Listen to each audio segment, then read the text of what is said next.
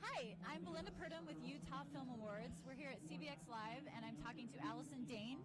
She's with Leading Ladies Productions. Thanks so much for being with us. Thank you for having me. Yeah, and do you want to tell us a little bit about the production company? It's brand new, is that correct? It's 3 years old.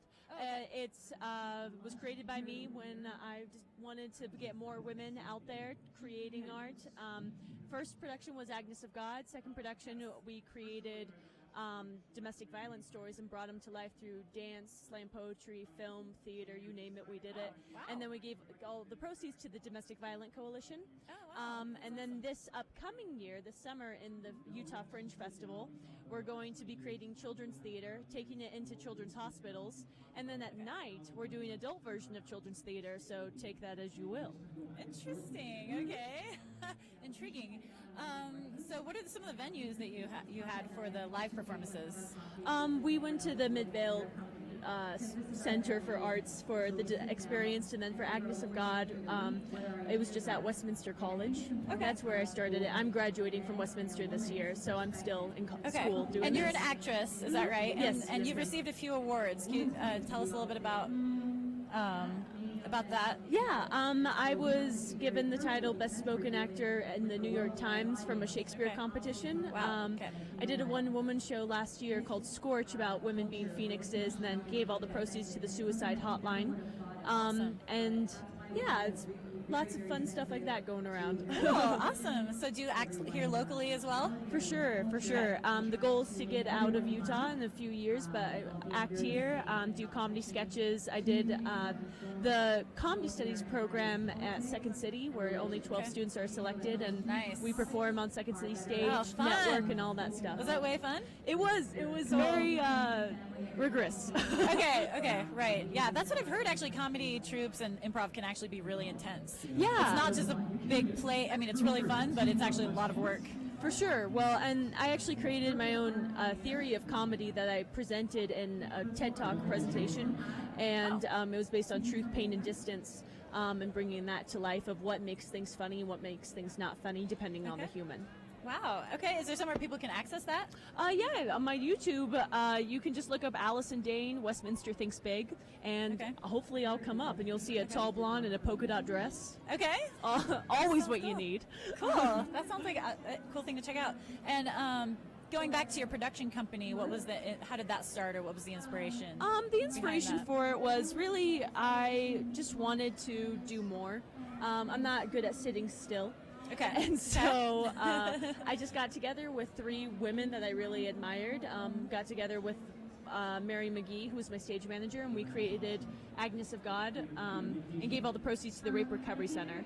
So with Leading Ladies, my goal is that there's always one leading lady. Okay. Men can be involved. We have lots of men involved. That's what I was going to ask. Is like last year I was involved with a film where we did all-female production, all-female cast, but that's not exactly the goal of it. No, the goal is just to get the word out there about creating different things, and we always give the proceeds to a cause that we see fit. Okay. So Agnes of God, then my one-woman show was for the Suicide Hotline. The Experienced was for Utah Domestic Violence Coalition, and then this upcoming one for Where the Wild Childs Are is for children's theater going into children's hospitals. Okay. Sounds great. Well, that's all the time we have. Thanks so much for talking with us. Thank you. And Thanks for having me. Have fun at CVX. I hope so.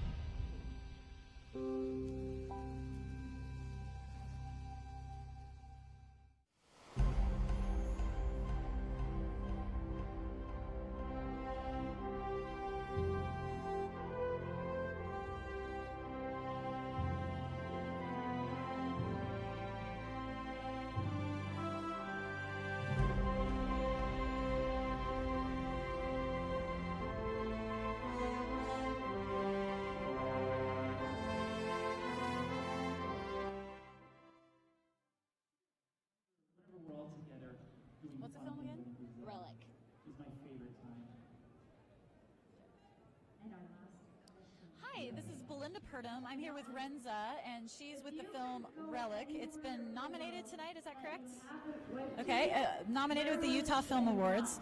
And will you tell us a little bit about the film? Just a kind of a general overview. Just an overview? Well, it started out as a class project at UVU, actually. It was just in a pipeline class, and it ended up just taking a course through several more classes until it finally got into senior projects where we used it for graduation. Okay, so cool. And did you write it and produce it? What's your role? I acted as student director, yes. Okay. As well as I also animated the main character and kind of edited it together. Okay. I wasn't the only one who worked on it, though. Okay, yes, of course. It takes a large team to produce a film, as we all know. Yeah. And so it's nominated. What category is it nominated in? Animation. Tonight. Animation, of course. Just overall film, or for something for music, or just animation in animated general, film, as far as I know, anyway. So with such a small team, how long did it take to make? Little over 2 years, Wow, I'd say. okay. So yeah, our team actually consisted of no more than 12 students total who worked Okay. on it, and only about half of those were ever actually working on it at one time. Okay. So. Oh wow! And I feel like animation normally would take a large team. Yes, It's a lot yes, more it complex does. than it might seem. Have you ever seen how many names are at the end of movies? I have sometimes. Sometimes you can be sitting there for like quite a while. Yeah, just while waiting the for all credits. those names to pass, and yeah, it usually takes a couple of years for them to make all theirs too. And they Even have with hundreds those of big people teams. working those. Yeah. And why did you decide to animate it in the old-fashioned hand-drawn style rather than computer-generated or Flash? Well, it had been decided right from the start, really, that we were going to do it in hand-drawn animation. 3D animation and Flash, they had become so mainstream lately, and you just don't see that good old-fashioned hand-drawn stuff like in the old days of Disney. And we kind of miss seeing that, so we decided to use the opportunity to make something of our own. And for me personally, also, there are just things that are not to diss 3D animation, of course. It's awesome, and it has gotten great results. But when it comes to the technical side of things, I feel like you don't have as much control. Okay. Because and the animator is pretty much limited to what the rig can do with the characters. So if the rig is not built right, then the animator doesn't have as much freedom to create the kind of animation that they want to do. Okay, rig as in what is that referring to? Oh, for those of us who aren't familiar. Yeah, when it comes to 3D animation, you build like a puppet, and then you create that model in the computer, and then you move it like a puppet. Oh, I don't think I had. That's just with the old-fashioned style, or that's also with 3D. the 3D. That's 3D. Okay. And whereas with traditional animation, you have to draw every single frame. Okay. But if you find a problem, then you can just draw over it. You can just draw it out. So that's how I feel about the two things. I have had experience with both. So with the using the puppet where model style, you're kind of going more off the style of the puppet, whereas with drawn, it's it's like your style, your personal artistic style. Is that kind of one way to put it? You could say that, yeah. Okay. There is an overall style you have to stick with the film to make sure everything's unified, but Okay. Okay. Actually, that's all the time we have, and thanks so much for talking with us, and good luck with your film, and I'll see you at the awards tonight. all right, thank you.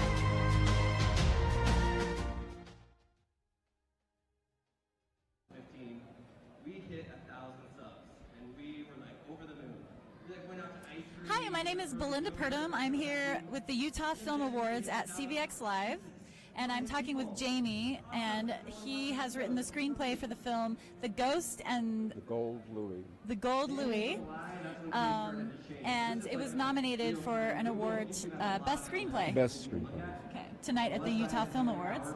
And can you tell us a little bit about the film? Yes. What attracted me to writing on history was to be able to use special effects to attract the audience that is addicted to special effects. Lots of noise, action, people killing people, wrecking cars. Oh. Sorry. And wrecking cars. And I've always been attracted to history. Okay. So the story is about a ghost who was purchased as a slave with gold louis coin that came from France. Okay. And A ghost that was a slave during their lifetime? yes, she was Okay. purchased at 12. Okay. And this is based on history. She was purchased at the age of 12 and sold several times until this Frenchman who escaped the French Revolution and brought gold louis coins to America, financed a slave brokerage house in New Orleans, and bought this girl at the age of 17. She was Creole mulatto. And he fell in love with her, Okay. married her, had 2 children. And the coins that he brought from France were used to finance also his children's future. One of them chose to be a slave trader, which devastated Evangeline, the ghost. And so she used a witch's spell to become a ghost when she died so that she could avenge this trail of coins that basically bought her and also bought her freedom. So there's a paradox there. Okay. I really like that. That's awesome. And where are you coming from today? Are you local Utah or? No, I'm from upstate New York, Oh, wow. from Long Lake, New York, in the Adirondack Mountains. Oh, wow. So you're coming all the way out here Yes. to visit us. And have you ever been out here before? Yes, years and years ago. I was a musician for 15 years and traveled Okay. east to west several times. Oh, wow. So have you written other screenplays? Yes, I have a dozen completed screenplays in 4 genres. 5 of them are prize winners, and this is the biggest one, and which really surprised me because it won't be a low budget film. So And are you looking for producers and distributors? Is that definitely. okay? That's interesting. That's exciting that it's going to be nominated. And do you usually work with filmmakers in New York, or have you worked? I would work with filmmakers anywhere. I mean, because it is not restricted to a particular region. Okay. Although the story takes primarily place in New Orleans. Okay. That's neat. And what made you go into screenwriting? Is that something you've always done? Or? No, I've written 8 novels, and about 10 years ago I started adapting them to screenplays. Okay. So all of them, every screenplay I have basically is adapted novel, except for 2. Okay. Oh, that's interesting. And so you have had some screenplays that have been made into films? No, unproduced. This is the best unproduced screenplay. Okay. And have the other ones been features? Or Yes, they're almost as well? all features. I have 1 short, Okay. and most of them are based on fact or true events Okay. From your life or from historical? from history. History, some are true crime. Okay. It just depends on what appeals to me. Okay. That's great. Well, that's all the time we have. Thank you so much for coming and chatting with us, and we'll see you at the awards tonight. Thank you very much. Thanks so much.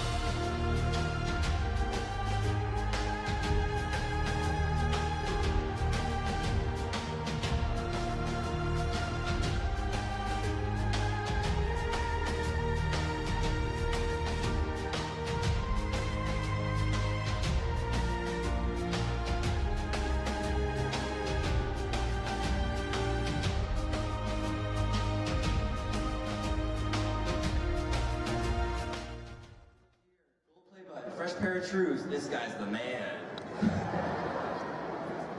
Still, I'm just like, what is it with these True Religion jeans? They don't call them True Religion, they're like Trues every time. So then go ahead and click to the next one. This is the one that really confused me. LMAO, he got True Religions on, he trapping on the low.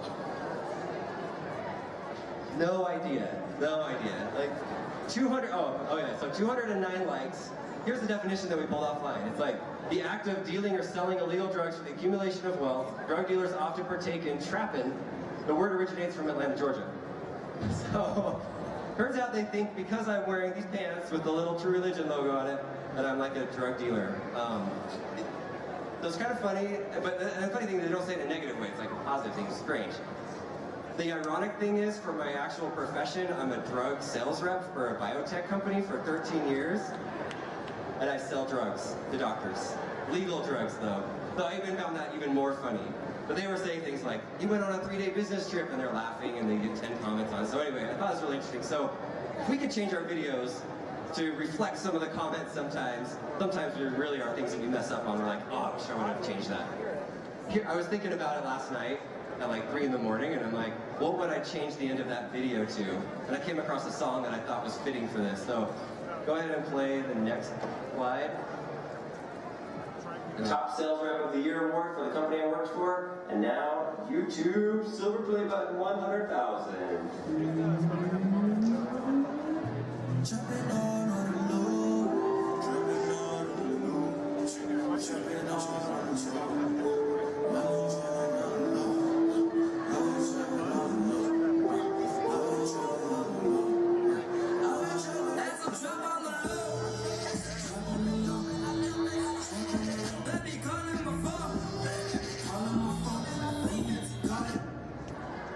So there's my edited version of what that video could look like. We have too much fun with this. Like, seriously, editing the videos. I will not sleep at night sometimes, just editing, laughing. I can't wait till Lincoln gets up. Like, sometimes I'll wake him up early. I'm like, Lincoln, you gotta see this before anybody else is awake in the house. I'm like, come watch this. It's so funny. So, all right, next slide. Okay, so channel tips, and then we're gonna show our unreleased video. So go ahead and click to the next one. One more. Okay. 176. I pulled this offline. What is that number, Lincoln? It's how many videos that we had before we actually did What's Inside videos. So how many do we have now of What's Inside? we have 68 videos of What's Inside. Okay, so go ahead and click to the next slide. One tip that we have is it's kind of cut off. Experiment and find something that works. My background, like I said, in sales, but we've had a couple of online businesses that we've started that have completely bombed. We've had some blogs that we've done that went nowhere, but I've understood AdSense for like the last 6 or 7 years. Been playing with it, toying with it, learning, reading articles and everything. We had a lot of videos up that we thought, oh, some of these will do really well, and they didn't go anywhere. And then out of nowhere, the What's Inside ones start taking off, and we found something that works, and we're like, all right, we are going to be the What's Inside guys. Let's stick with it. It's a blast. We're going to do it together. So find something that works and experiment a little bit. Sometimes I see people that will put a ton of money behind a concept and an idea of something that they've seen somebody else do, and they put all this money behind it, and then it doesn't go well, and then it's just kind of sad, you know. So anyway, the next one is, this is an odd one. You're not going to hear this from YouTube consultants. This one, don't tell your friends and family. What I mean by this is, obviously your close family, you want to tell them that you're doing a YouTube channel, but one thing that I've found is really nice if you are starting a brand new channel is it's nice to tell your friends and family once you've actually had some traction. Our channel, we didn't share it on Facebook with our family or even share the pages of the What's Inside stuff. Nobody knew it was associated with us unless they somehow came across it. Until we hit 100,000 subscribers, we had the KSL article, we pushed it out. And the nice thing is, at that point, I mean, it doesn't have to be 100,000, but that happened so quickly to us, that's why we felt comfortable sharing it. But the nice thing is, at that point, they're not as judgmental when they're watching it. They're just like watching it as fans, and they're like, oh, people really like this, they want to watch this.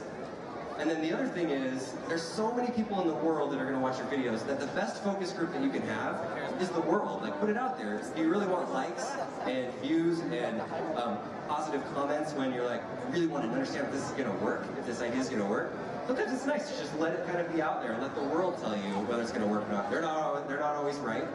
and there's a lot of dumb luck involved with YouTube, but that's one tip that we've had on there. Next one. Google does an incredible job. They have more analytics. Like, I have a finance degree. I actually got an accounting degree from here at UVU, and then I got a finance degree from Arizona State. And I've been in sales. I've launched drugs, like $50 million in sales a year. Like, I understand analytics and how to read data, and I still don't wrap my hands around all the analytics that Google offers. So if there's one tip, it's like look at the trends.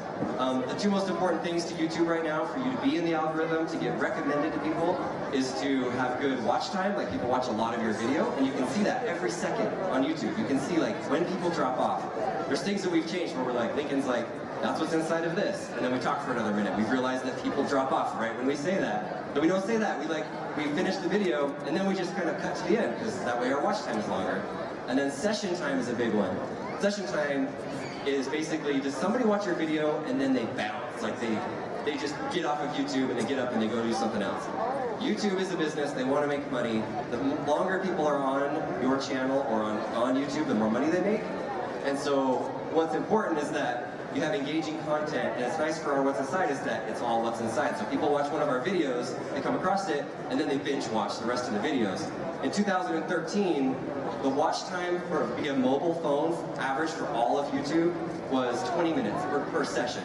And then, that was 2014. In 2015, it was 40 minutes, so it doubled. People are watching YouTube videos much longer. YouTube's figuring out the algorithm of what works and what can keep people sitting in front of their phone. And I'm curious to see in July when they release the numbers, how long the session time is. So if you can study your analytics, find out what keeps people watching, and then keep going with that. Last tip is, be creative and keep improving. I love, our favorite creator right now to watch is Casey Neistat. This guy just comes into vlogging, he's a filmmaker, vlogging is great, but he comes in and he's like, I'm gonna make it in a minute. I'm gonna take drone shots. I'm gonna film myself walking away. It's only him filming this and editing this. It's incredible what he can do on a daily basis. Today is his final vlog of the 1 year of his birthday, and I really hope that he continues doing it. But we've learned so much to it, and I feel like the one thing that you can learn from that is, you watch our early videos and our videos now that we're about to watch, we have improved so much. We are still not great at making videos. I still am editing these in the evenings after my jobs, but we have a blast doing it. We're authentic, and then we keep improving. Our music's getting better, our graphics are getting better. So that's another tip for a YouTuber. Just watch the people that are really successful right now and see what they're doing well, and then think, what can I do to incorporate music better and do better? So, all right, that was a lot of talking. Sorry, Lincoln.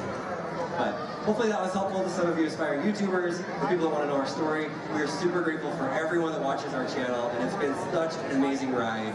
And we're so grateful. I can't believe, I literally thought that nobody was going to come to our booth today and say hi to us. And so we had an hour and 45 minutes where we were able to shake hands and meet people that watch. And it's really moving and motivating. And it's just been, this whole year has just been such a proud moment to be doing stuff with my son and be able to have these amazing experiences. And it wouldn't be possible without the viewers. So this is a video that we filmed with Sean Duras. And we've done a couple of collaborations with him. I don't know. Hopefully you like it. It hasn't come out yet, so I don't know what the world is going to think about it, but hopefully you like it. Do you have another we loved it, right? mini? Lincoln saw this morning for the first time. I laughed so hard, and I was just like, I love the video. It's my favorite video. All right, so thanks again for showing this video, and it may just be that's sorting out.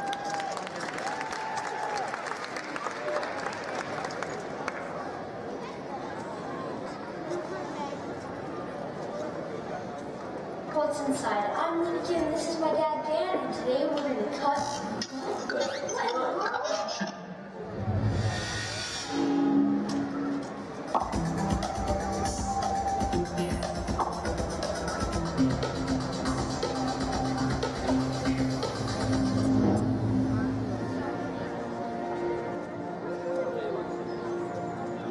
Well, Lincoln, what do you want to cut open today?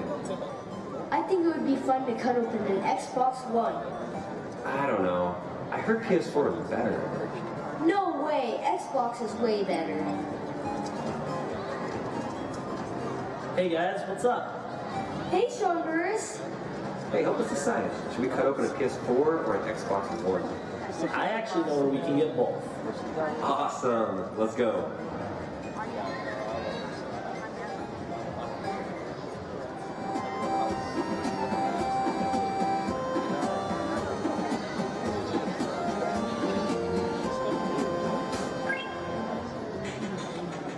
Are you sure about this? It's kind of creepy in here. No worries. What could possibly go wrong?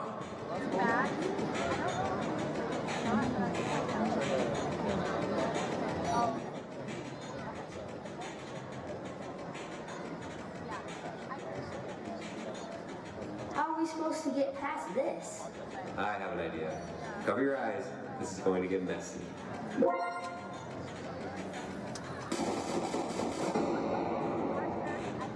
Wow, we should be filming this for our YouTube channel. Yeah, what's inside a creepy dungeon boulder?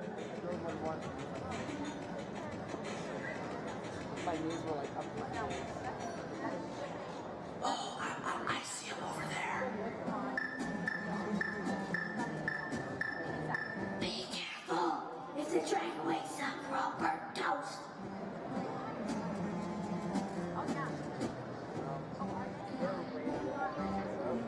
Almost there.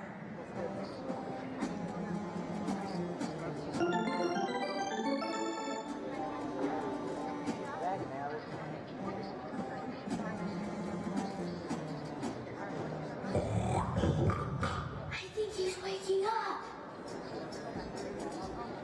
Let's get out of here. See, that was easy. Let's go over to my place and cut him open.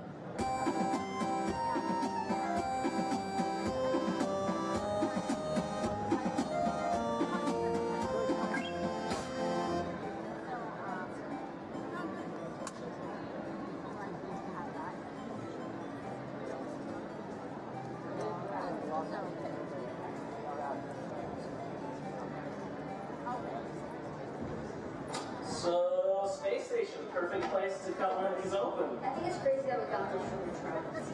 That's the best place to get an Xbox to PS4 from Dragon's Gate. This has been something that everybody has requested. A lot of comments have said, cut open a PlayStation 4, cut open an Xbox. So rather than just choose one over the other and make people upset, we're going to do both because they're both awesome systems. When we thought about getting this open, we didn't want to just cut them open at our house because I don't know much about gaming, so we had to go to the Gaming King, John Gaming Master. Sorry about that. Yeah, no problem. So, yeah, I love video games. This is, I mean, I've got the old school Nintendo, Nintendo 64, Super Nintendo, PlayStation. I play a lot of games, but I have never cut open a lot of games. So this is a first for me, cutting open the video games. All right, PS4 unboxing. Guys, this controller actually controls Link. And watch. Jump. Spin. Stop. High five. Oh man, I like this. Go clean my garage. Yes. Just kidding. Come back. Alright, so before we cut them open, looking at them, we're about the same price range, $299, $300, both of them now, right? Yeah, so same price for these guys. Controller-wise, PS4 has the analogs on the bottom, Xbox One has analog on the top, so that's kind of personal preference. The PS4 does have a touchpad, like a sensor pad up here. As far as the outside, the Xbox One has a lot more ports, and yeah, we can play Blu-ray, all that jazz. I think we just need to cut it open. Yeah, let's cut into them. Let's just start with the PlayStation 4 and go for it. Follow the drummer line, they put that in there so you know where to drum. Okay. Hey, ready? Wait, not ready. Safety first, right? High five. High five. Safety first. There we go. All right. Dan, give it a cut. We're just going to be back here being safe. You guys are creeping me out. All right.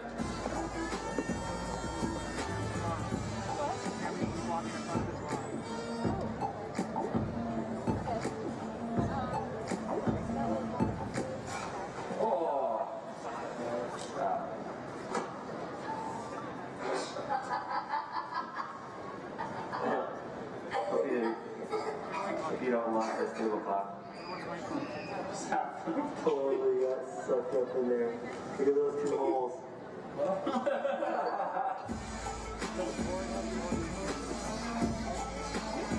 Hey, Dan. Wait, so The hatchet. This thing is the bomb. If you ever invite Dad to your house, he's gonna bring a Dremel and a hatchet and gloves. Be careful. Ooh, Check that out. There's the top pedal. Alright, I think before we do anything, we can just get stickers with the hatchet. Yeah, that's what I was gonna say. And one hit with the hatchet. Go for it. So you can do first. Do I need safety? No, not for you. No, you just hit it. Go for it. This is your dream, man. Don't interest. Okay. Did you even hit it? Do you feel better now? Right there? Did you even get the metal part? Come on. Go right Try there. it. Get it. Okay. That's solid. Most kids play with PS4s, you hatchet PS4s. This poor tablecloth has holes in it. Hey, there's okay, so we're getting somewhere. This thing is like Fort Knox. You can't get into it. Like you take the plastic layer off, and now you have everything inside of it. You still can't get into it. It took about 10 minutes. I took every one of the screws out of this thing, but I haven't pulled it apart yet. I just want to take it apart right now so bad. Go for it. Wait, see? Oh, it's like a book. Look at the gears turning. That's cool. Yeah, that's for playing Gears of War on hard. Here's some more that mean. Yeah. So here's on this side, we've got the optical drive that reads the disc there and spins us around. You street the disc. Yeah, there we go. Warranty void if removed. That's not one thing. Alright, well that's that. Wow. Check That's that lots out. of technology. There is the actual motherboard. The main processor right there. All the chips around it. This is the internal power supply, which is different. Yeah, so that's one unique feature about the PlayStation is that it has the internal power supply. Where if you look at the Xbox One, you just have this giant box and then you plug it in outside, which is funny because the Xbox One is so big already, and it's still there's the PS4 junkyard. And now let's take apart the Xbox One so that we can compare and see which things are bigger, smaller, different. All right, hatchet time. What? This thing, on your first hit, it went like this. Whoop! Just jumped right It out. jumped out and then it came back in. Dang, we got a little insight into it right there. See, hatchet needs a Dremel. You gotta be precise with your cuts like a surgeon. Yay! Look at the size of that fan. No wonder it's so big. It's like an airplane.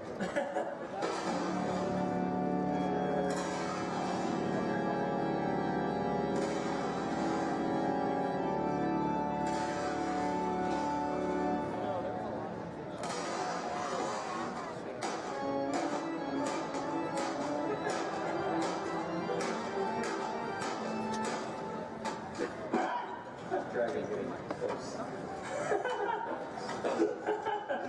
Poor dragon. And there's nothing, it's just plastic. Okay, so we're back to this stage where it's just a giant fortress. I'm gonna have to get a screwdriver out and take it apart. It's just all that hitting with the hatchet, and we just got the plastic outer case off. Crazy.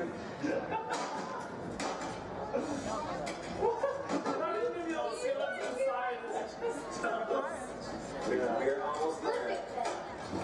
Okay, so PS4 fan, Xbox One fan.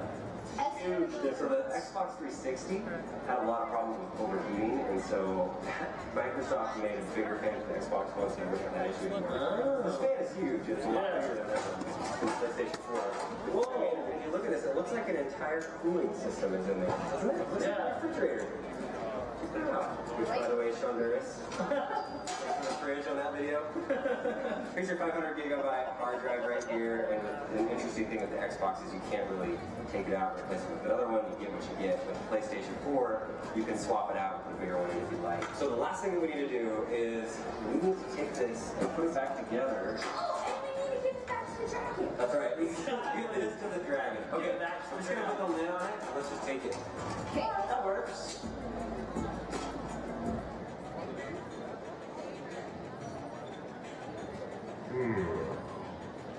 Smells like humans in here. Hey, who took my PS4 and Xbox? I might. Honduras. Thanks for having us over. You think you can just take my PS4 and Xbox? Now I'm going to take your son.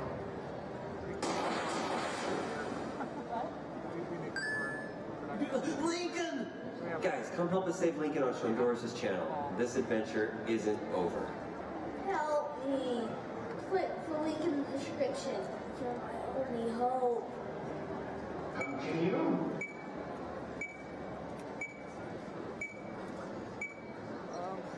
Can you switch to this?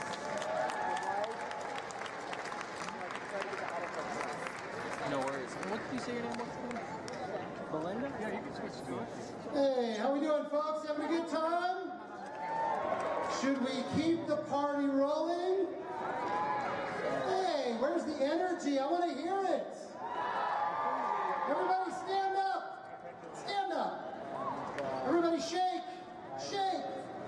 Get some energy going in this place because we've got something so exciting for you good folks.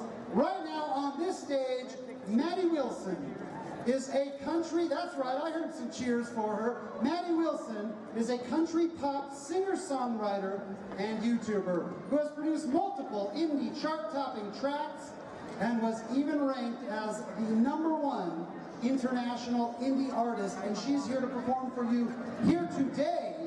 She spent the last few years traveling to Nashville. She's been co-writing, performing. She's most well known for taking great pop songs and putting her own twist with country music on it. I gotta tell you, I watched her version of Hello earlier on YouTube. I might have cried a little bit. I might have cried, and I think you will too. Please welcome to the stage, Maddie Wilson. Let's hear it for her. CVX live stream.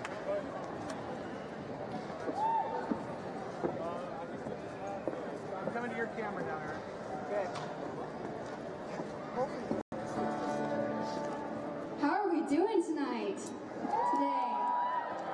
So many awesome faces out there. I am so excited to be here. My name's Maddie Wilson. I'm going to play some stuff for you. If you know this, please sing along.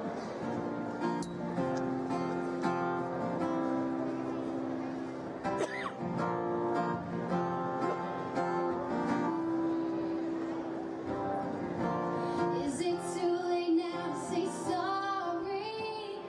'Cause I'm missing more than just your body. Oh, is it too late now to say sorry? Yeah, I know that I let you down. Is it too late to say sorry now? Ooh, yeah,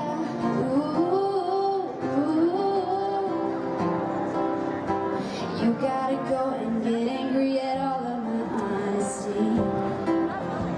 You know I try, but I don't do too well with apologies. I hope I don't run out of time. Could someone call a referee? 'Cause I just need one more shot at forgiveness. I know you know that I made those mistakes maybe once or twice.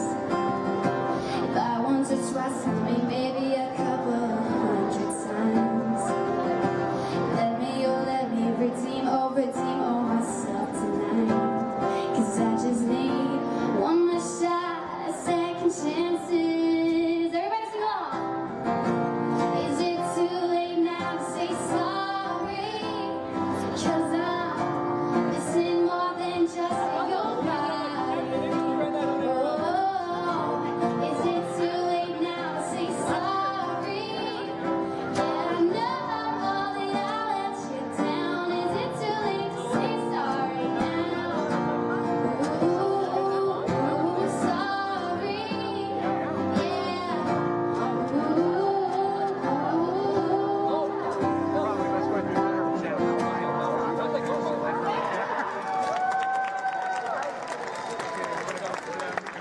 Thank you so much. So as he just really said, I do covers, I do originals, all that fun stuff. I love doing YouTube and being able to put my own spin on some cover songs that are popular. But my passion is really in the songwriting and being able to do that. So, Nice. I actually have an album out. I might remember that better than. Yeah. Hi, my name is Belinda Purdom with the Utah Film Awards. We're here at CVX Live, and right now I'm talking to Aaron Egbert Alsop with Lamination. Do you want to tell us a little bit about the film? Yeah, so Lamination is about the competitive llama showing in the United States. Okay. And something that some people might not be aware of. Oh no, I didn't much. know about it until like 2 years ago when we started filming. Okay. And we follow specifically 2 girls that are competing to be the national champion, as well as other characters along the way to kind of show all the different sides of llamas that people don't really realize are out there. Okay, and what is your film up for tonight? It is up for Best Documentary. Okay. And what's the length of it? What was that? What's the length of it? It's an hour and 29 minutes. 29, okay. And 38 seconds. I edited it, so I know the time. Perfect. That's awesome. And what did you learn about llamas? What do you compete with llamas? Is it a racing kind of thing, or is it like dog shows where it's a grooming? Mm-hmm. I kind of compare it.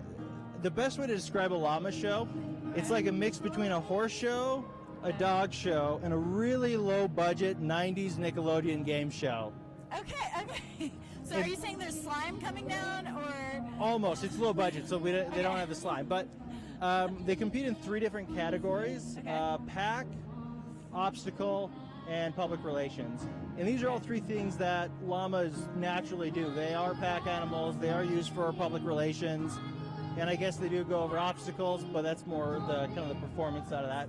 Okay. And so each of these categories highlight these specific things that llamas do. And so in public relations, you'll have somebody wearing a scream mask petting the llama to test how well they are in front of people. Okay. Or in pack, they're going over maybe some obstacles you might find if you're on a excursion hiking with llamas. Okay, that's interesting. And what parts of the United States did you film? So we started out in the South, primarily in Georgia, but we also visited Tennessee, filmed there. We went up to Idaho and went hiking. A llama community in Idaho? Strong llama community? There's not really a strong one, but that is where we went, found a guy who uses llamas as pack animals. Oh, okay. And so we went on a hiking excursion along the Continental Divide between Idaho and Montana, in sometimes up to waist-deep snow with these llamas carrying 150 pounds of gear. Wow. That's awesome. Yeah. I'm from Colorado. They had llamas at Colorado State. Did you do anything in Colorado, or? Well, we actually did film in Colorado, but we filmed a lot that we had to cut out, and that was one of the parts we had to cut out. It was a packing excursion, but it wasn't as intense and cool as waist-deep snow with llamas. Okay. So That's awesome. And do you want to tell us a little bit about your production company? yeah, so our production company, we go by the barn. It's kind of a all-encompassing term. We got together, we met in college, and we started we got to the point where we realized we've got to make a feature-length film now, or life's just going to get in the way. And so came together for that, and we are for Lamination, and we're working on our next project, and we've got a few ideas kind of tossing around. We're trying to research and figure out which one would be the best for us to go with. Okay, and you guys are local, is that correct? Where are you based out of? Yeah, so we're based out of here in Salt Lake. Right now, kind of the North Salt Lake and then also downtown Salt Lake area. Okay, cool. I have to say this was one of my favorite projects in the Utah Film Awards this year. Thank you. That was, submitted. It was just really well done, really interesting, really funny. So if anyone gets a chance where can people check it out? So currently we are working with different distribution companies, kind of discussing options, but if you look for us, Lamination on Facebook, Instagram, Twitter, you'll find us, or you can visit us at laminationfilm.com and kind of stay up to date and see some trailers, clips, and be aware of any releases we have in this year coming up. Okay, what's your goal for the film? I mean, is there a certain network you want it to be played on or released? I mean, pie in the sky dreaming, and maybe it isn't pie in the sky dreaming. Getting picked up by the Discovery Channel or Animal Network would be really great. Okay. But I think we are also looking at just finding a distribution company to help us just with a lot of online streaming and also international distribution to kind of get it into as many screens as possible. Okay, is that something as an independent filmmaker that you would do as far as documentaries? I'm not as familiar with documentary work. Do you submit it to different? Actually, I think we're running out of time, but thanks so much for talking with us. Thank you. I'll see you tonight at the show. Sounds great. Thank you, Belinda. Yep, thanks. Should have seen what happened to the last guy. Ooh, I think you're a keeper, so be cool if you can, 'cause she gets all her pleasure from how you react. So she'll hug you, she'll kiss you, and feed you to death and say, break my girl's heart. I'll tear you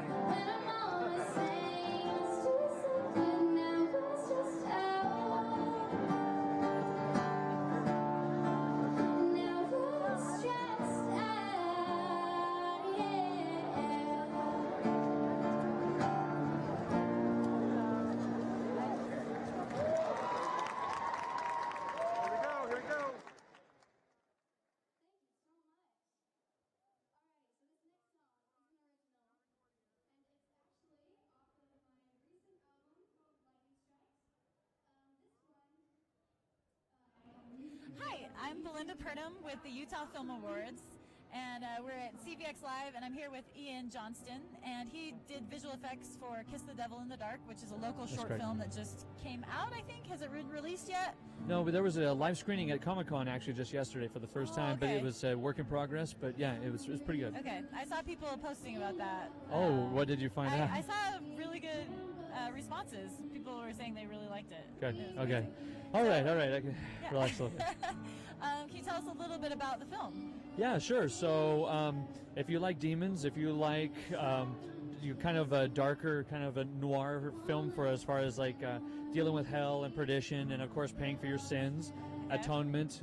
In my opinion, I feel like the bad guy is almost kind of the good guy in it, you know. But it's got a cast of 4 magicians that basically try to thwart an evil demon. Or an evil demon, sorry, let me correct myself. An evil demon wants these 4 demons to sacrifice in exchange for the love of another magician's life. So it's kind of like this tit for tat, don't make a deal with the devil kind of thing. So. Okay, cool. Yeah. So it's fantasy.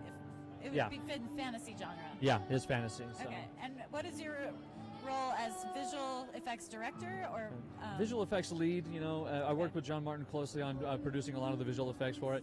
So we had a lot of shots where Dagon and the magicians were fighting against each other, needed explosions or hands glowing with orbs of power, you know, shattering women into little tiny pieces and revealing demons, and I mean, just fantastic elements. You know, they kind of keep the story moving forward. So. Okay, and then can you tell us a little bit about that process? I know I've done a little bit of editing. I haven't even done visual effects, and it's a lot more complicated than people might think. But can you tell us some basic things about? Sure. So I guess I could talk mostly maybe about my process with that. Maybe so. It's like a blank canvas, like any other piece of artwork, really. So you get a piece of footage and you analyze it, and the actors give you so much to kind of work with in the shot. So you kind of have an understanding as far as like, well, in this scene, a certain effect needs to happen. And you start materializing a vision based on the intention of the actor that's going to be creating the visual effect or the environment. But it's all about reaction, right? So you got to play towards a color palette. You got to start laying down broad strokes, and then you start taking pieces of footage and you crop them and tilt them and rotate them and play out the flames and the explosions, so they fit into the hands. They fit, and then you take it one step further, and you track motion capture. Not motion capture, motion tracking. So we actually track the footage and attach the effects to the footage. So it looks like it's actually existing in that space in 3 dimensions. So that's a real dumbed down way. Okay. No, that was a great summary, I think, for people that don't know. And I mean, one thing that I didn't know when I first edited film for the first time was that coloring is a whole different aspect of film. I think a lot of people don't really realize that just... but that I think is done before visual effects, but it does play in. Is that correct? Yeah, it can. Yeah, it's ideal if it's done before, because everything that you do with visual effects layers up on itself. You literally have layers upon layers upon layers of effects, and they do inherit the colors of the footage underneath. And at times, sometimes the visual effect needs to kind of be readjusted. So you can colorize before or after, but it's best if you do it before. Yeah. Okay. And what kind of projects do you work on? Do you usually do visual effects, or are there other things that you do? What's your main focus? My main as far focus? as film? I'm an animation director, and I've directed over 180 animated little shorts for local businesses that you may have seen on TV commercials and whatnot. We also have a bunch of original ideas like Buy Me and Twiggies and Gentlemen that we're trying to get into a distribution deal right now so we can create our own cartoon series. Well, one thing about TML Studios is we saw by having our fingers in video games and in entertainment here in Utah that all the talent is leaving, and we wanted to create a place to aggregate that talent, basically an animation studio where all that talent could do that work regularly instead of having to leave the state. And so we built TML Studios with that in mind, knowing that eventually it'll be to a point where we can keep Utah's talent here. Most of them leave the state, you know. In the animation visual effects. Particularly. Yep, and then they come back. So as an animation director, we build teams. I have a production manager. His name's Tim Rober. He's my business partner. And so we're slowly building that up. That's what we do. So. Okay, and what is the company called again? It's TML, which is Too Many Legs, so TML Studios. Okay, and where can people find this if they wanted to contact you about work or about using your studios? TMLstudios.com. That's where you can go to. Or you can, I could put like a Jerry Lewis 800 number up there, but 1-800 animation. Yeah. Yeah, don't dial that. That won't go to us. But And where are you guys located? so we're in the 4th floor of the Broadview University on 24 South and State. So we've created a nice little partnership with Broadview University, where we're building a nice little animation kind of hotspot hubble with them to further the business growth. So. Okay, so do you work with students a lot there? Yes, we do. Okay. We have a lot of interns coming from the student from Broadview directly, and also from students that find us online and come ask us if they can intern. So. Okay, I've been to Broadview several times, and that sounds like a really good. It's a cool space, and it sounds like a good partnership or opportunity. It's a growing space for sure. We're up there on the 4th floor. So. Cool. And what are you working on? Oh, actually, it looks like we're out of time. Oh, yep. But thanks so much for talking with us. Oh, my pleasure. Sorry, go ahead. I was I really appreciate the interview, so thank you. Oh yeah, thanks, and we'll see you tonight. All right, let's do it. Yeah. Baby, let's kiss and make up. I can try to not be so sensitive and you can learn. Shut up, we can take a little break. Let's go deeper in the place and kiss and make up. I can try to not be so sensitive and you could learn. Shut up, we can take a little break to our favorite place where it's just the two of us. We can do nothing but kiss and make up. Kiss and make up. Yeah, kiss and make up. Thank you guys so much.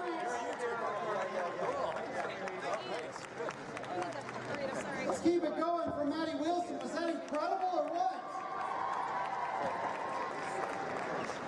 Wasn't she awesome? Awesome. Everybody having a good time? Folks, we are just getting started. We've got such a great night coming up for you guys.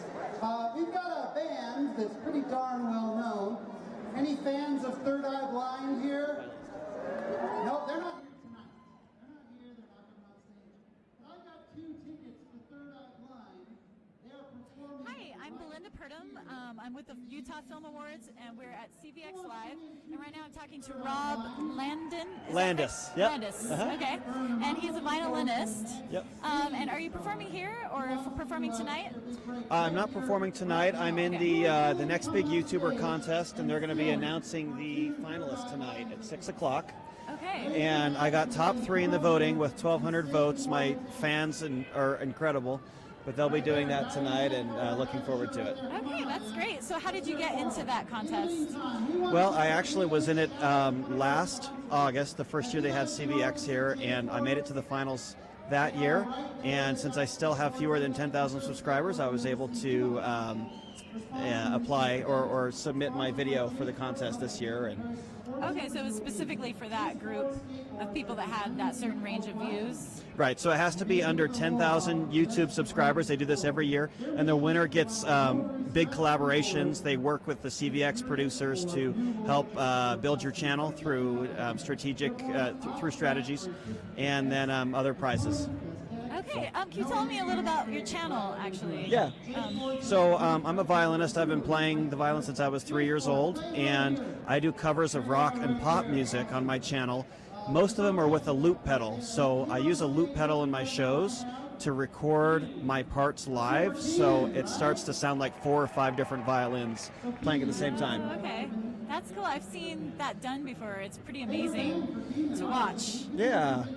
A lot of times guitarists are the ones who use it. So Ed Sheeran uses it in his own shows, and so I thought let's use it for a violin. Oh, cool. What gave you the idea? Was that your first idea to do the channel, or have you been doing it for a long time? Or So I've been doing the channel for about a year, and I saw somebody on YouTube a couple of years ago use a looper with a violin pedal, and I didn't know a loop pedal existed. So for a violin? Yeah. Was it specifically designed for a violin, or do you just attach it? Yeah, so I have a pickup on my violin that you just plug in to the loop pedal. So Okay. it's mostly for guitarists is usually who uses it.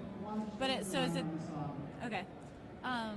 Cool. Yeah. Well, I think we're out of time. Okay. Well, But thanks a so lot. much for Appreciate stepping it. up and talking to us. Yeah, anytime. Yeah. Thanks, Melinda. Have a good afternoon. Appreciate it. Bruno Mars. Okay. Remember, keep it family appropriate. And let's hear it for Keith.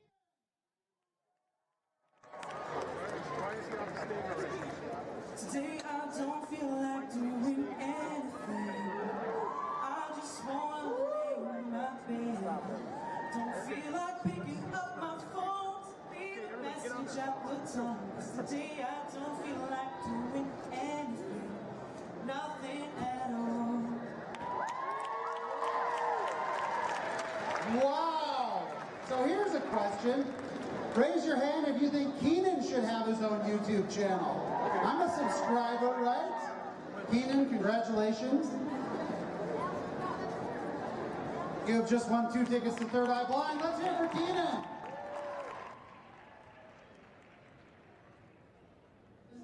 Who's the biggest YouTube fan here? Hi, I'm Belinda Purdom. I'm with the Utah Film Awards. We're here at CVX Live, and I'm here with Jaswant. Dev Shrestha. Yes, thank you.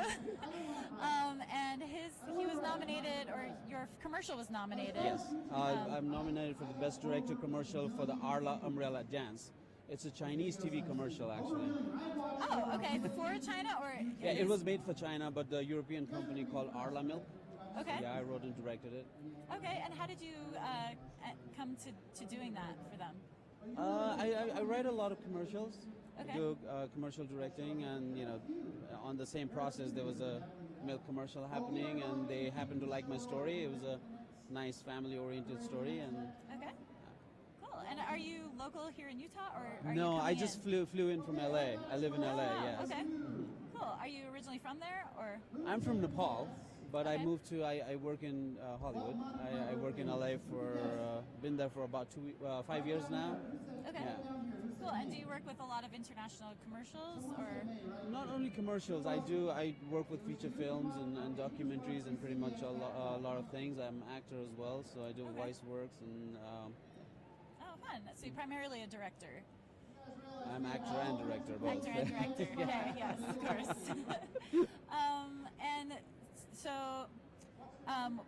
what's your process with creating a commercial like this? Did you write it as well? Yes, I did write it. Yeah. So basically, I mean, we'll go with what the product is, and then there's so many million different ways you want to go.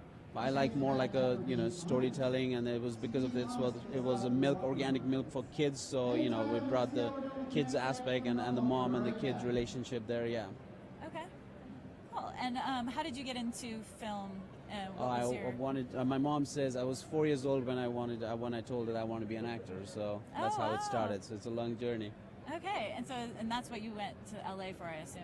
Yeah, no, I was in Bombay. I was in Bollywood. I worked in Nepal for a lot of levels, and then I moved to Hollywood. Okay, so we went from India. I Bollywood basically film industry. and then I opened my own production company in Nepal. I worked for 10 years there, doing music videos and documentaries and TV shows, and then I moved to LA, doing the same thing there. Okay, I have so many questions I'd love to ask you about that, but we're actually out of time. Sure. But thank you so much for coming and chatting with us. Thanks for and having good luck me. at the awards. Thank you. And I'll see you tonight. See you. Bye. Aspen. We got some big fans out there. So Aspen is one of the world's biggest and youngest lifestyle and fashion vloggers.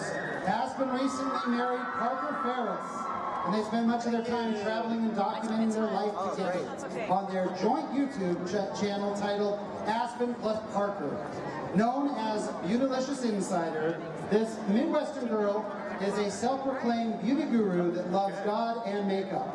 Chelsea Crockett, listen to those cheers, I love it, loves making fun-filled videos on the topic of makeup, beauty, fashion, and lifestyle. Her bright personality and positive attitude have endeared her to many fans. Please welcome Beautylicious Insider. Hey.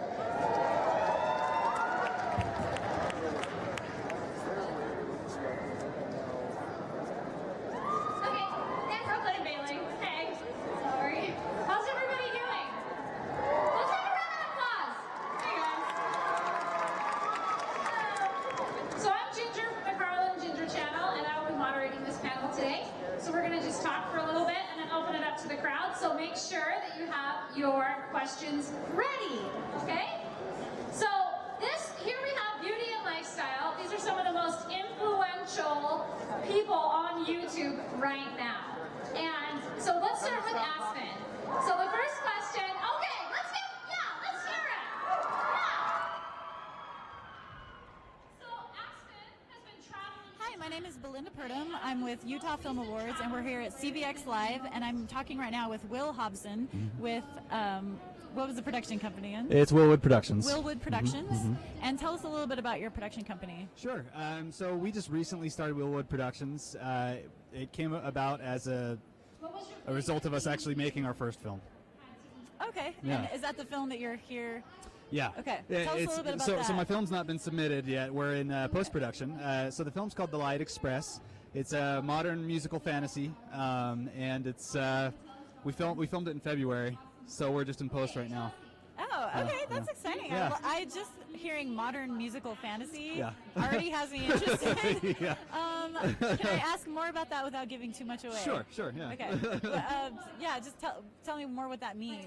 Sure. So the Light Express, it's about a group of 10 people who board a train. Okay. And they gain admittance from the engineer. And so after they board this train, they fall asleep, and then when they wake up, next thing they know, they're babies. Okay. So the engineer, so what this is it's a train ride through life, and that's our log line. Okay. And so these people are experiencing their lives, and the engineer's with them the whole time. Nobody knows he's there, except for him, obviously. Okay. And it's a not religious but quite spiritual film. Okay, interesting. Yeah. But it's a musical also. It is. Oh yeah. Yeah, the music was written by Carol Cobb, probably one of the best composers that's in Utah. Period. Okay. Nobody really knows him, but we're hoping to change that for him. So. Okay, that's great. I'm excited to hear the music. Yeah. And you're producer or director? Producer. I'm producer. Okay. Yeah, and I also acted in the film, so I do have a role in there. Okay. But yeah, cool. I'm producer. Do you just show up? Do you have a cameo, or do you actually? No, I've actually got a part. I'm there for the whole thing. So. Okay. Awesome. Yeah. And then how did the idea for this film come about? Well, actually, this film was written quite a while ago, probably close to 30 years. So what happened was the writer was trying to produce a stage play. Okay. And her partner had dropped out on her, so she needed to have somebody to write the music ASAP. So the music for this was actually written in 1 week and recorded within that same week. Wow. And so it was written as a stage play probably 30 years ago. And despite all that, it still remains a modern show. In fact, it's probably more modern now than it was when it was written. Interesting. Yeah, and I guess the themes, I mean, traveling through life, you know, experiencing things like that is pretty universal theme. Yeah. So, and that's interesting too. Is the whole film contained within one train, in one car, or all No, different? it's so you actually experience the film from two different perspectives. So you get the engineer, and you're going to see him from inside the train and kind of what he's seeing the passengers as. But the passengers will actually be living in a modern world, experiencing real lives. But it's a small cast of 10 people, so they're always interacting with each other. But they're in a modern world. So. Okay. Cool. Yeah. And how did you become involved with the writers? Sure. of this? So the writer actually was doing some stage work down in southern Utah, down in Hurricane, and I had auditioned for some plays and stuff with her. And what happened was, you know, I started looking at some of her scripts, and this is one that we hadn't done together, but we decided that it would be a perfect first film. And ever since then, it's just been rock and roll. I mean, Cool. within 2 months, we were shooting the film, and now we're in post-production. Wow, so, okay. yeah. That's cool. I like it when things really just happen like that. Yeah. Real quick, where can they find more about this? So we have www.thelightexpress.com, and we also have our Facebook page, The Light Express. Okay, cool. Well, we're out of time. Thanks so much for speaking with us. Yeah. And have fun at the convention. Perfect. Thank you.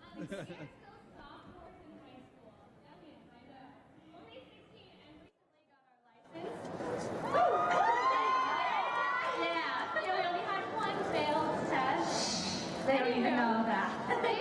It's harder than you might expect being a YouTuber, especially as young as we are, because there are so many things. If any of you teenagers out there understand, you want to hang out with your friends every weekend, and you want to hang out with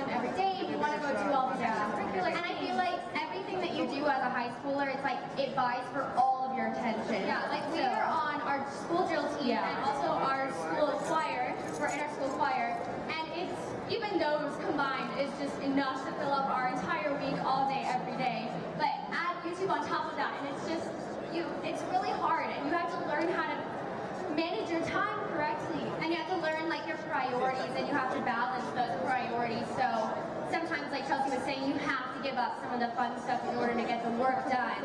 But in the end, like it's worth it. Like the work is done, and then you can go have fun, and you still have the time. It's just more of that decision making, time balancing, like struggle. Yeah, exactly.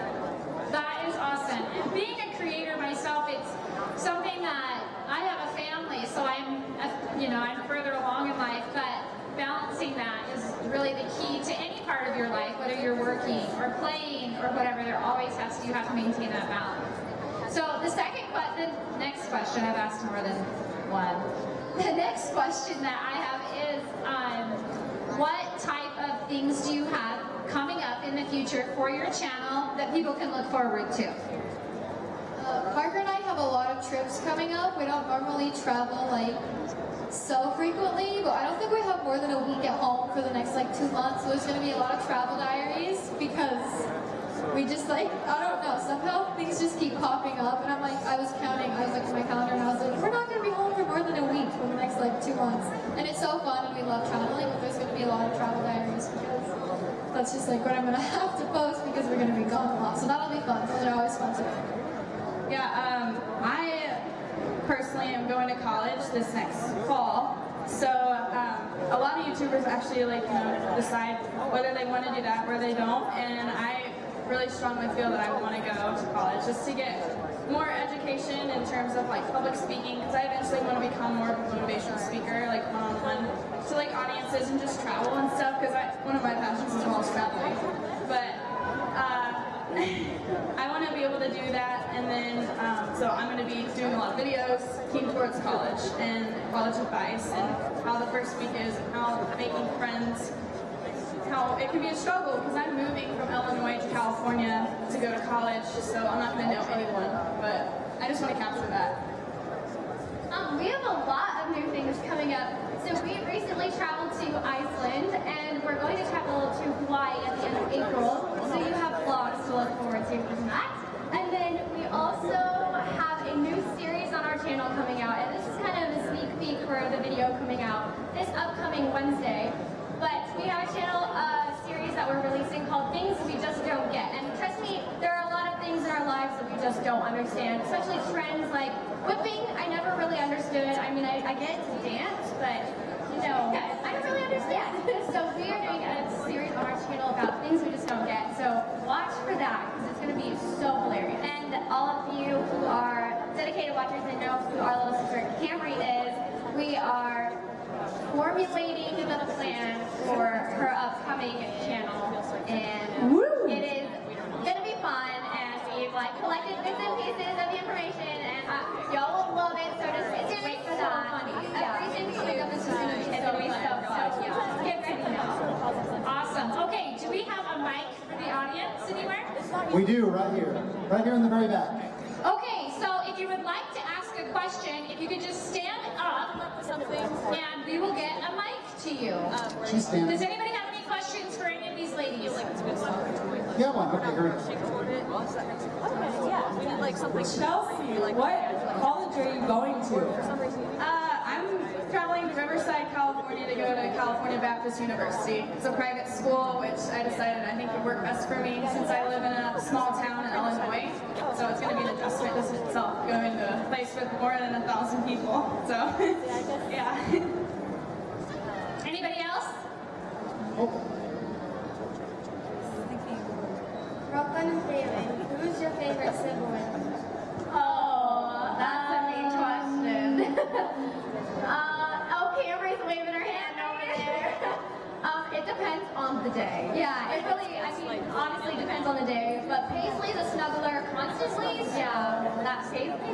She's got my heart. She's the youngest. But then Camry and I, we often say that we are secretly the real twins because we act so much alike. So on some days it's Cameron, and then Rylan, and then Daxton. I mean, it's all of them at some point. Can't pick a favorite. Brooklyn and Bailey, you used to live in Hawaii. Where are you guys going? Wait, can you repeat the question? Where are you guys going for your trip to Hawaii? Oh gosh, I don't even know. Somewhere. I really don't know. Everything in Hawaii is pretty though, so It's probably going to be an island. Yeah. Oh yeah, it's an island. I know so much. It's Oahu? Yeah! That's what my mom's yelling, Oahu. Next question. Brooklyn and Bailey, is your whole family here? No, Daxton, Pace, and Rylan are all at home with the nanny because last time we brought them, it was so crazy because having 6 children at something like this is, woo, hard to manage. Yeah, it's a lot. So we left them at home with the nanny this time, but sometimes they'll come with us when we travel. Bailey, what is your favorite color? My favorite color is forest green, and that's because I like wearing it because I think it looks good. Yeah, I don't know. Brooklyn and Bailey, would you rather get your wisdom teeth pulled out again or stop doing it? Speak up just a little. Would you rather get your wisdom teeth pulled out again, or stop doing it? Oh, get our wisdom teeth pulled out again. Yeah, I honestly wouldn't mind doing that because I would hope I would have a better reaction because I cried the entire time in my wisdom teeth video. So maybe I could be like funny the next time. But yeah, I don't know. I definitely would not give up YouTube, so I would get my wisdom teeth pulled out again. Brooklyn and Bailey, what is one of your favorite YouTube videos that you love? YouTuber or YouTube videos? Oh.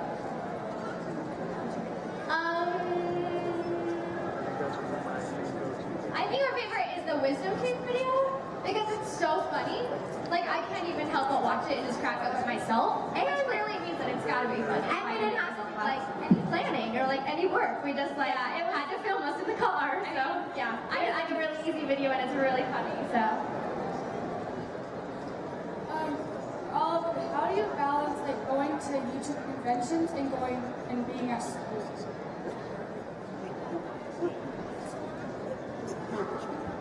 Did you guys hear the question? Yeah. Okay, great. Well, you're not in school I'm right not now. in school, yeah. But I do remember, because YouTube wasn't quite as big of a thing when I was in school, but I do remember that, especially being a cheerleader, I had to miss out on a lot of stuff, so that was really, really hard. So, Yeah, props to you guys.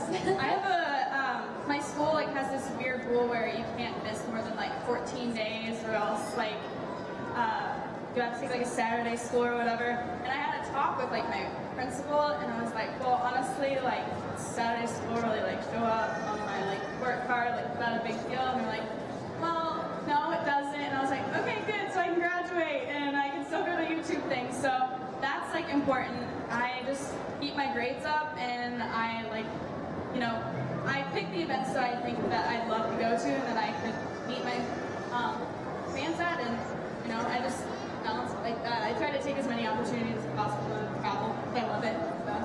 Yeah, it's definitely a struggle, but it's one that I like to take. Yeah. I wanna be successful in school, but I still wanna do YouTube. We had to do the same thing as Chelsea, where we had to discuss like with our principal the amount of school we would be missing, so we could prepare for future problems with attendance and stuff. So we had to talk to them about that. And some schools would have issues, but our school was really, really, really good about trying to work with us in our schedule because it's like kind of rare that kids our age are going out and working. And so I think they kind of sympathize with our pace a little bit. So that was really nice. But it's kind of hard. You have to keep your grades up, like you said. And sometimes we're doing like homework on the plane rides there and back and stuff like that. So just have to work hard, I guess. If you could travel anywhere in the world, where would you go? Let's make everyone answer this one. I really want to go to Italy. It looks really pretty, so I hopefully going there later in the year, but just anywhere. Traveling anywhere is just so fun. It's just so fun to like get out of town, like where I live. I live in a small town, So a lot of people are, like, life is just kind of the same for everybody. So it's so fun to get to actually go out and just see like other cultures and everything. I would love, I'm a big island person, like I'm in love with Maui. It's just, like there's nothing that really matches to that. At least, because I've only traveled to, there, it almost seems like it's outside of the US, it's an island. But yeah, I've never really been outside of US. I know all of you guys have, which is awesome, but I would just love to travel like anywhere with an amazing beach, like Greece. Oh my gosh, like the water just looks so amazing, and just, I don't know, anywhere, like I'm open to any place. Where is it that you went on your honeymoon? We went to Bora Bora, and I would so recommend, that's like my #1 place. Like I don't usually, just because it's so expensive to go places, like of course I'd love to go somewhere more than once, but like I'd rather spend money to go somewhere else, you know, but I would go back there in a heartbeat. So you should all go. I would say Bora Bora. I saw the pictures and I was just so cool. It was awesome. So beautiful. I don't know. I don't know. So we have about 5 more minutes is all for more questions from the audience. We have a bunch right up here in the front. Maybe if you guys could come back here, because I've got about 20 people raising hands, unfortunately. We're probably going to get to about 2 or 3. Brooklyn and Bailey, do you plan on videos? Yes. Yes. That's going to be happening hopefully soon. Lightning round now. So quick answer so everyone can get in a question. And so line up right here. Brooklyn and Bailey, is Cambria ever hard to work with? Like our YouTube channel? Yes. I think I understood your question. Did you ask if Camry's going to start a YouTube? If Camry's hard to work with. Oh, no! No, she's like, I totally misheard you. No, she's super sweet, usually. She's funny. She makes it a lot fun. Like, if you're like, ooh, gotta power through this video, I'm really tired. She's really good about being funny and like keeping it light. She acts quiet, but she's secretly hilarious. Yeah. Aspen, do you ever stalk your fans on social media? Sorry, can you ask it Do you louder? ever stalk your fans on social media? I do. I love, like, I try not to spend too much time on social media because, especially when it's your job, it's very important to, like, be in the moment, like, be in the real world, you know? But I love when I'm, like, on Twitter and I see that someone has, like, tweeted, like, something about me, but they didn't tag me in it. And I'm like, that's so cool. Like, I'm seeing it. So I, like, favorite it and, like, tweet back. So it's so fun. And seeing just, like, the fan accounts and stuff, I'm like, that is so nice that someone would, like, take the time to do that, yeah. So it's really fun. Brooklyn and Bailey, was it hard to get your driver's license? Okay, driver's ed was miserable. I'm sorry for everybody who has to go through it. But, yeah, it wasn't too hard, like, once you get through the process. It was easy. Brooklyn, the story behind her is real quick. She hit a curve on her first test, so she failed. I had never hit anything before, ever, and I hit a curve on my test. And then 30 seconds into the test, yeah, and I passed, and then she tried to get hers rescheduled, and it didn't work out like twice, and so it's difficult. It was difficult for me, at least, but I got it, and now I can drive, and I love it, so it's worth it in the end, everyone. We've got about 3 or 4 minutes, so we're going to do very rapid fire questions. Here we go. This is for everyone. What sports do you play? I was a cheerleader, and I look back on like the old videos, and I'm like, how did I make the team? Like, why did I do that in front of the whole school? I'm so not athletic, so I cheered, but I wasn't good, and I can't do any sports. So bad. I thought about doing cheerleading, but I was more of a dance person, so freshman year I did dance, and I loved it, but I also was getting more into YouTube, so I kind of stopped doing that.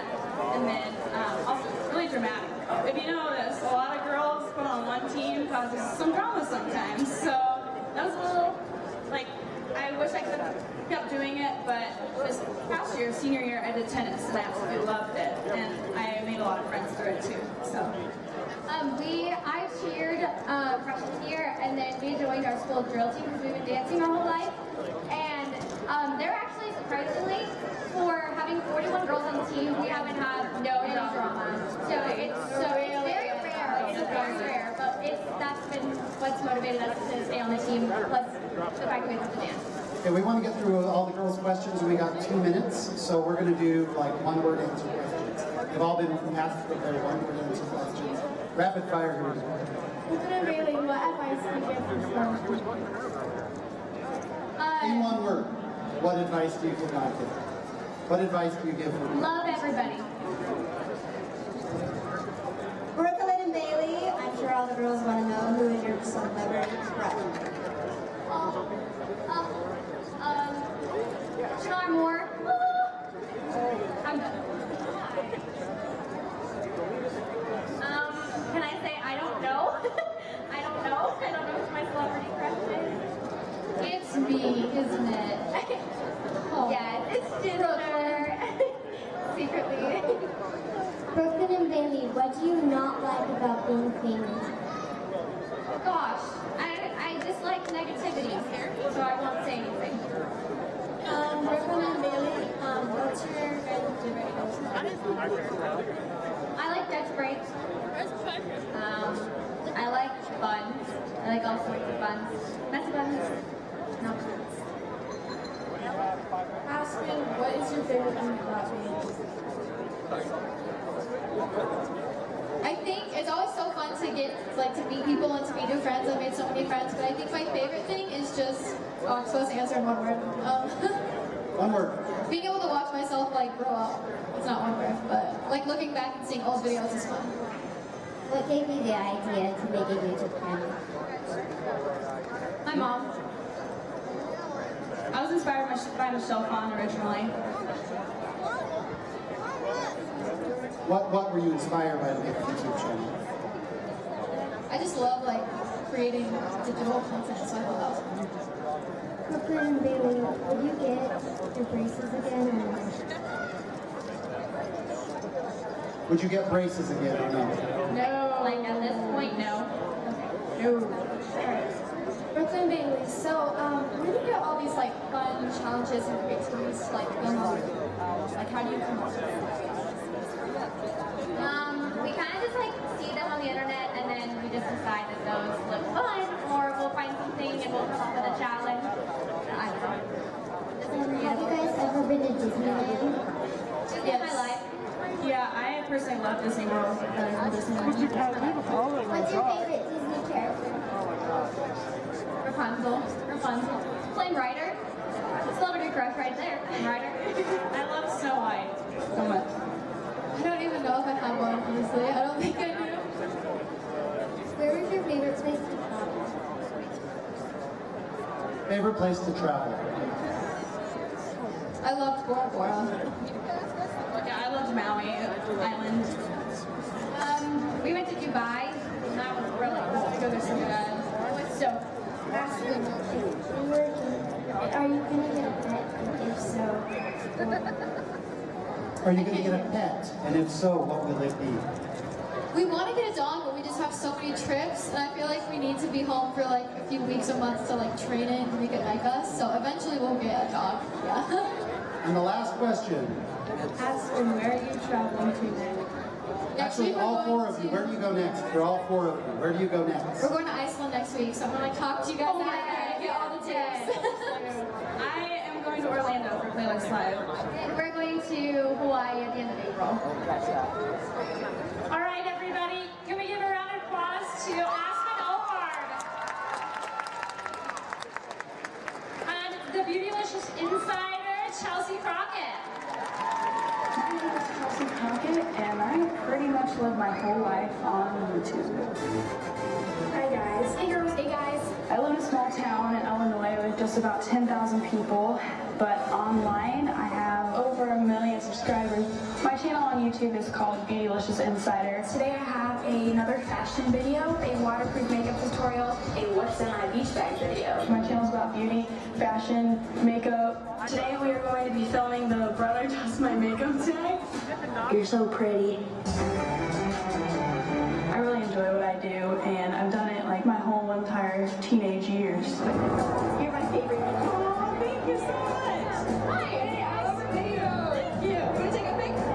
You're so pretty. Thank you, so are you. Oh my gosh, I love your outfit.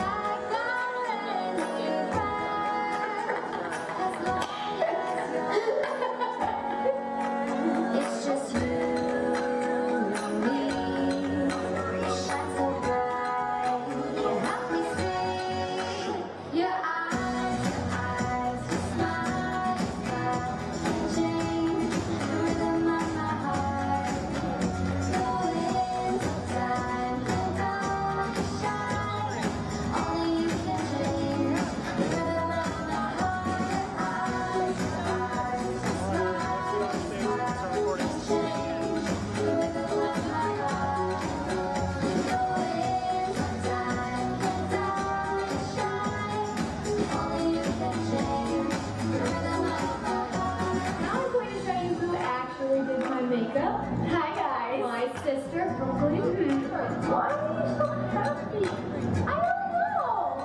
day feels like Sunday morning. Still got my day job, but I feel so free.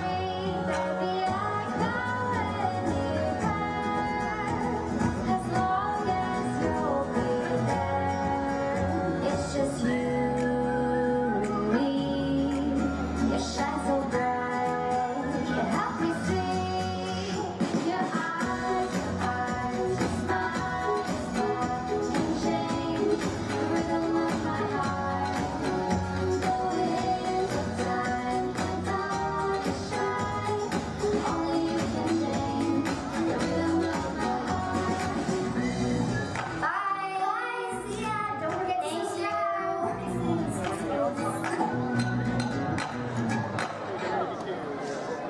And a big round of applause for Brooklyn and Haley. Thank you, everybody. We're gonna just at the beginning. Oh. Hi, I'm Belinda Purdom at the Utah Film Awards, and we're here at CVX Live, and I'm talking to Jared. Sharon, actually. Sharon, You know okay. what? You probably heard of me now that my name's Sharon, right? Yes, I have for sure. Everywhere, all over the place. And Sharon is hosting the Utah Film Awards tonight for us. Co-hosting. Oh yeah, Casey. Okay. And you're in town from LA. Town from LA. Okay. Can you tell us a little bit about yourself? Oh my gosh, yeah. Well, what to tell? Like long walks to the beach? Like what type of thing? Yeah, favorite colors, favorite foods. Okay. Maybe you could maybe talk about film and. Okay. So, I got into acting back in 2004. Actually. Okay. And I was in Utah. That's a good year. It was a good year, right? Because 2 plus 0 plus 0 plus 4 equals 6. Yeah. So that's why And it's a good year. yeah, lucky number. My lucky number. Is it really? Yeah, totally. Dude, Yes, I like definitely. 4. Oh, There you go. that makes sense. Yeah. 2 times 0 is 0. anyway, never mind. The point is I started acting back in 2004. Okay. Short films and all that stuff. As you do. Agent and all that good stuff. And then after I did a couple independent movies, I moved to LA in 2009, and then just been working out there ever since, really. And I've been doing a lot of TV shows. So currently, I've done a couple episodes of a show called Silicon Valley. It's on HBO. Okay. And then I've done like stuff on CVX and all that fun stuff. But yeah, it's been awesome. So. Okay, what has been your favorite things that you've worked on? Oh my gosh, that's such a tough question. One of my favorite things Everything. I've ever worked on Everything. is this interview. Okay. How did you prepare for this interview? A lot of character study, a lot Okay. of Method. I can see that. I can see that. Cool. I mean, honestly, every film has like its fun experiences. I worked on a movie called Abandoned Mind on Netflix. 5 stars actually on Netflix. 5 Oh, stars, wow. yeah. Wow. Only 1.5 of those stars are colored. The other Okay. 3 are white. Okay. But there are 5 Okay. stars if you count. That's them, amazing. for sure. They're there. Yeah, they're definitely there. I will go home and count again for you. So anyway, that was a fun movie to work on just because the cast was amazing. I got to work with Alexa Vega from the Spy Kids movies. So Nice. that was amazing. Okay. Cool. Silicon Valley and the HBO show I was on, a lot of fun. Everyone there, the producers and stuff, are incredible people. And I think any project where I get to work with friends, honestly, is probably my favorite because you're making memories with friends, and that's why I even got into filmmaking to begin with. Yeah, I agree, and I think it's more natural too. A lot of times, although for me, I'd say all people I've worked with are my friends, but that's just me. But Many. Whatever. Yeah, I think it adds. Okay, I think that's all the time we have. I'm sad we don't have more time, but thanks so much for talking to us, and we'll see you tonight at the awards.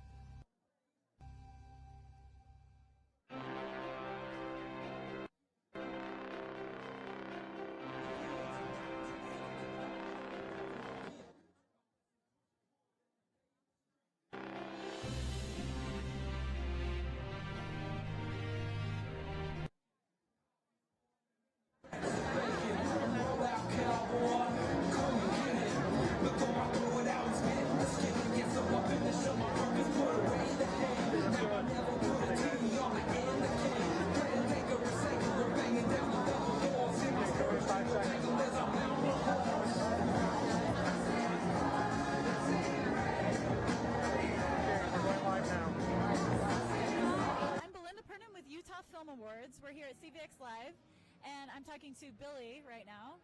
And you're with Proper Manners, is that correct? That is right. I'm on Proper Manners. I'm one of the directors, and I play 2 roles. Okay. Character-wise. One is Wan Ho, which is an ambiguous Asian character. Okay. And the other one is I play the District Attorney, Bruce Cooper. Okay. And then also currently we're in principal photography for How Horrible We Are, which is a end-of-the-world love romance. Okay. That's great. And you also do producing, did you say? Yes, I do. Do you have a production company? Yes, we do. It's called Sparta Avenue Productions. Okay. Yep. And how did you get into acting and producing in film? I started 33 years ago. Okay. Started in Dallas, Texas. My acting partner today was Lou Diamond Phillips.